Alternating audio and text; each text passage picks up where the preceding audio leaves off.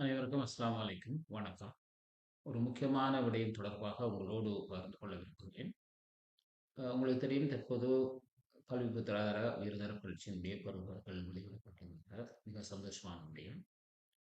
தங்களது பிள்ளைகளுடைய, மாணவர்களுடைய பெறுபவர்களை நாங்கள் சந்தோஷ மிகுதியால் அ சமூக வலைத்தளங்களிலே பகிர்ந்து கொண்டிருக்கிறோம்.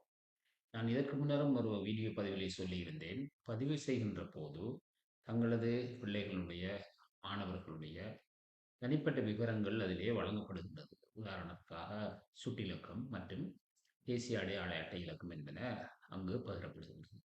தயவு செய்து இந்த தேசிய அடையாள அட்டை இலக்கத்தையும், சுட்டிலக்கத்தையும் முடியுமானவரை மறைத்து பதிவு செய்வது மிக பொருத்தம். ஏனென்று சொன்னால், இதை பின்காலத்திலே பல்கலைக்கழக அனுமதிக்கு விண்ணப்பிக்கின்ற போது பல்வேறு பிரச்சனைகளை ஏற்படுத்த வழிவகுக்கும். ஏனென்று சொன்னால், சமூகத்தில் உலவுகின்ற எல்லோருமே நல்லவர்கள் அல்ல.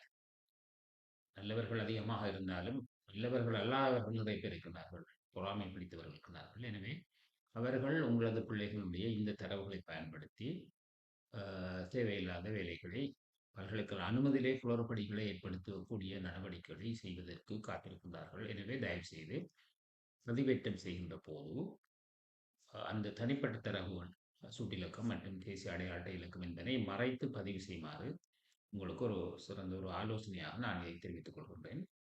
நன்றி.